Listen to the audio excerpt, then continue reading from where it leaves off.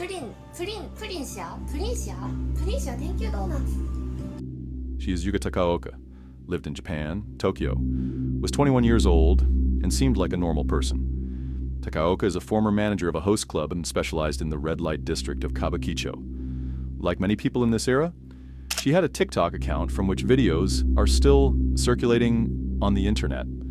In these, she usually appeared dancing. She also had an Instagram, where she usually uploaded photos of herself with nothing special, but occasionally uploaded cosplays of some anime characters. Not only did this indicate that she was an otaku, a term not well regarded in Japan, but it also indicated which characters she liked.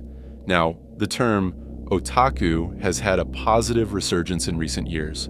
Those who watch anime have taken ownership of the word as something good, instead of the stigma it had before.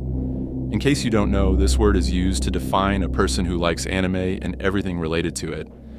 However, it has sometimes been used for those people obsessed with such animations, and they have been compared to those who never leave their homes, have no social ties, or don't work. On the other hand, the term gained a very bad connotation due to the crimes of Tsutomu Miyazaki, better known as the otaku killer, who, between 1988 and 1989, committed crimes related to minors that resulted in him receiving the death penalty. From then on, the term otaku became wrapped in almost absolute negativity, as this man who killed girls also consumed that content. The stigma had become much worse.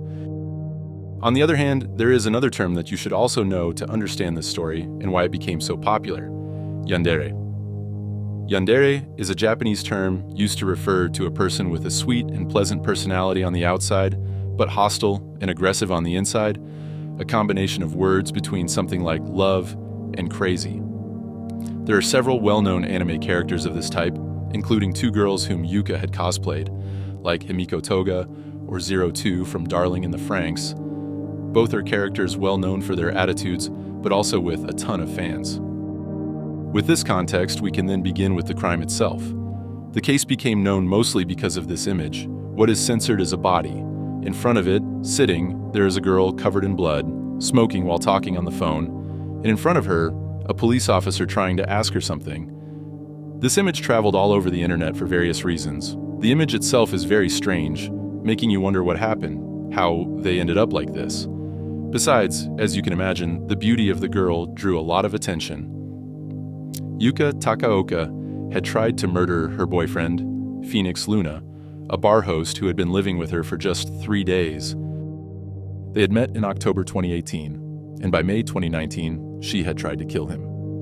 The police arrive at her building around 4 in the afternoon, informed by other people. As soon as they arrive, they see her like this on the entry floor.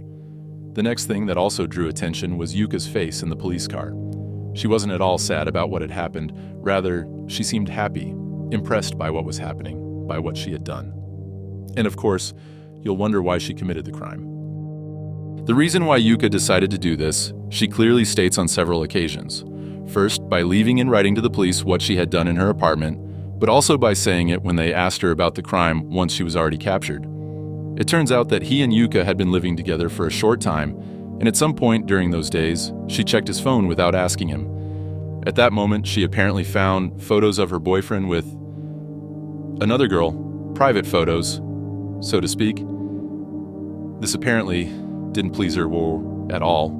She waited for her boyfriend to return, and that's when she stabbed him, but her reasoning was a little different from the typical one. She didn't hate him.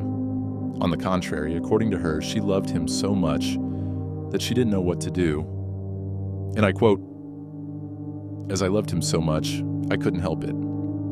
After killing him, I also wanted to die. I didn't want to go anywhere. So I sat on the external staircase. I didn't call emergency services because I intended to die after seeing him die from the stabbing." All this during her arrest on May 23rd, 2019.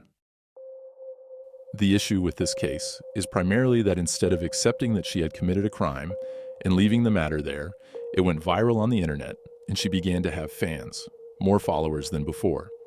People couldn't accept that this pretty girl would go to jail, or that she was simply a criminal. She had fan groups, as I say. Yes, she was pretty. She did TikToks. She had an Instagram where she did yandere cosplays. So people began to know her as the real yandere. That is, as if she were an anime character. It wasn't something bad, but quite the opposite. There were people who wanted to be like her, people who wanted to do her favors, people making fan accounts for her. As I said several times, a disaster, and something that made the case even more well-known everywhere. Imagine committing a violent crime. And instead of being condemned, you gain a fan base. She wasn't just forgiven, she was idolized. On the other hand, Yuka's ex-boyfriend survived, and this was known from an ex-post from his account at that time, of which I don't know if he is still the owner, where he posted that, since he survived his girlfriend's attack, he couldn't drink anymore, which he said, as an irony, something funny, because he worked in a bar. Most people see this case and think he died, but this is not true. Once he was taken to the hospital, he survived, even with almost no chance of doing so, with the terrible wound to his liver. What might seem strange to some people is that he doesn't seem to hold grudges about what happened. Phoenix Luna, who worked at the Fusion Bar under the name Phoenix Luna, said it took him 5 days to regain consciousness. At first, he had no voice, so it wasn't possible to speak, and he was bedridden for a while. I also couldn't eat after the incident, and I lost a lot of weight. When I remembered how I was stabbed and thought about what I would do in the future, I couldn't sleep due to anxiety and fear. Phoenix Luna ended up in a primary institution after his family members separated. He entered the construction industry after graduating from high school. After he quit due to personal problems, he ended up penniless, which caused him to become homeless. This is how he begins to work as a host in a bar under the name Phoenix Luna. The host or bar host engages in pleasant conversation with the female clients while serving them alcohol. That would be his job, giving them more to drink, receiving tips, that kind of thing, being companions. And he usually started working around 6 in the morning. However, after all this happened, some people would think he would stop working there. Who knows, maybe to hide from people for a while. But in the end, he decided not to stop working there and to continue with his life normally. What some didn't know is that he actually did consider retirement from this job at one point. He said the following: "But I had nowhere else to go but here. Without my parents, I grew up in an institution. As I had no contact with my 7 brothers and sisters, I felt that my family was actually made up of the senior hosts of the club." He added that his colleagues visited him regularly in the hospital. "If he can't drink, we'll do it in his name," said one of them. Phoenix Luna wanted to return. All clients know about the incident. Rather than hiding, I wanted to reveal everything and resume life as a host. On August 1st of that year, he posted on X that he was the 4th-ranked host in the club where he worked in terms of July sales. Later, he reached 3rd place, so it can be said that he is doing well, despite everything mentioned before. Finally, on December 3rd, 2019, Takaoka was found guilty of attempted murder. Luna, who had recovered by that time, accepted Takaoka's apologies, as well as compensation of $45,000. He also apologized to Takaoka for cheating on her and asked the judge for a lighter punishment for her. In the end, Takaoka was sentenced to prison for 3 years and 6 months. And just like that, someone capable of such violence was given the chance to quietly fade back into the world, almost as if none of it ever happened. A GoFundMe fundraiser was also created to rescue Takaoka from jail, which raised more than $3,800 in 2 days. However, the creator of this fundraiser withdrew the donation because it got mass reported and she wouldn't have her bail set, as attempted murder in Japan doesn't qualify for bail. There are still pieces missing in the puzzle of Yuka Takaoka, motives left unspoken, moments we'll never fully understand.